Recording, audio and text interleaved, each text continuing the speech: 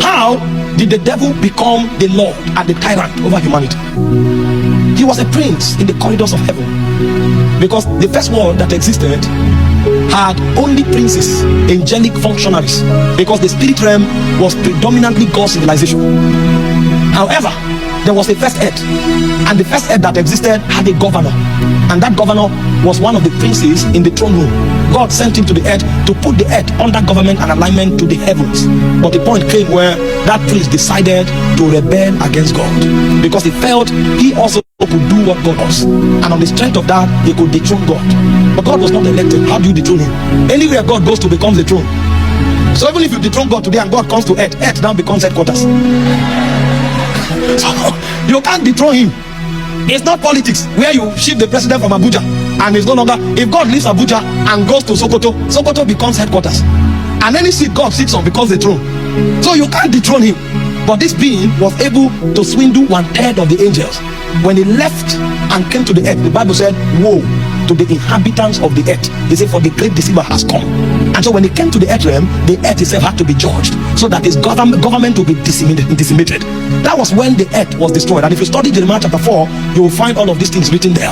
So when the Bible said, and the earth was void, darkness was upon the face of the deep, it's not because earth just became void. It was because of the judgment that was upon the princes. When the earth was woed, the earth was judged, and so the earth was destroyed. So chaos came upon the earth. And so when God came back to recreate the earth, he instituted a new governor, and he called him Adam.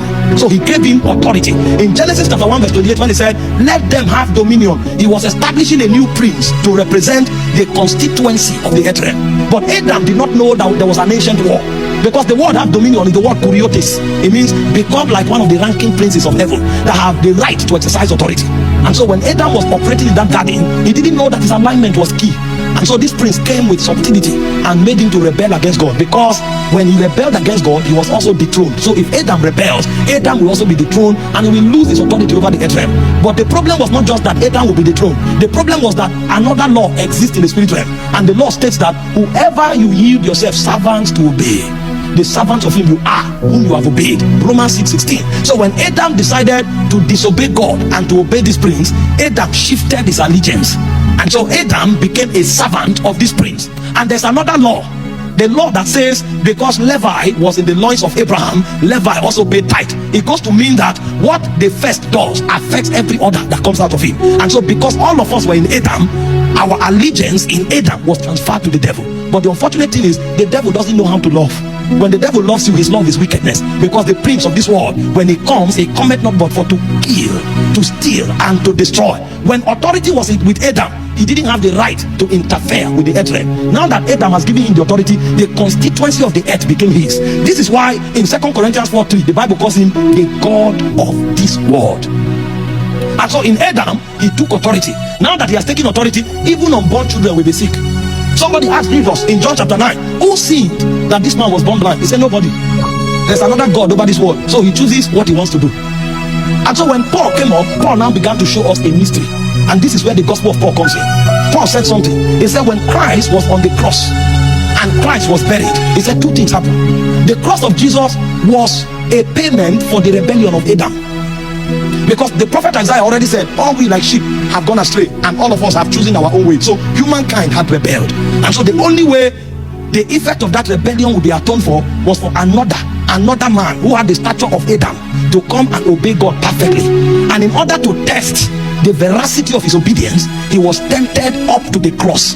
And so the Bible called it the death of a criminal. But even in that worst state, he didn't change his loyalty, he didn't change his allegiance. And so when he hung on the cross there, he was reverting the effect of the rebellion of Adam. And so the sentence that was supposed to be put on Adam was put upon him. And so when the princes wanted to fight him, they thought it would be a fight of punches, but it was actually a fight of surrender. That's why the Bible said, if the princes of this world had known, they would not have crucified the Lord of glory. Because when they were crucifying him, they were using him to correct the error of Adam. Adam rebelled against God, but Jesus obeyed God perfectly. Now, because Jesus had obeyed God perfectly, the room was now open for a contention for that authority to happen.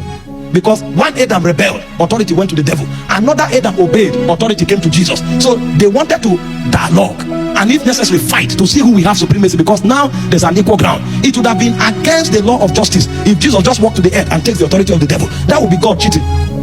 That would be God using his sovereignty to his own favor. So God had to wait for Jesus to qualify where Adam failed. Now that Jesus has qualified, they wanted to fight the battle. And in order for God not to appear to be biased, they didn't fight the fight in heaven. They went to Hades, where the devil had the advantage.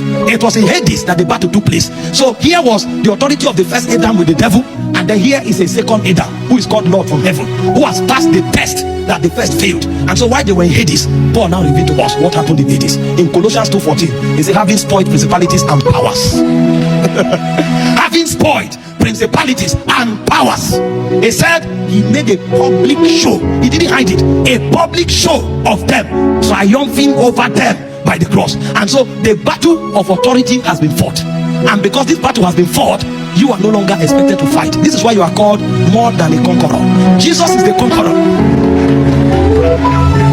Jesus is the conqueror. You are what? More than a conqueror, because you don't fight. You came to take the spoils of war. And so everything the devil held back because of authority, when you now show up and say in the name of Jesus, it ends the matter, because you are now a more than a conqueror. You come to take the spoils of war. The reason is because the battle has been fought, the battle has been concluded, somebody has been defeated, and the result was published on the global notice board. Every spirit is aware of it. And so when you come in the name of Jesus, you are coming in the victory of Christ. And so the devil now has no choice but to surrender.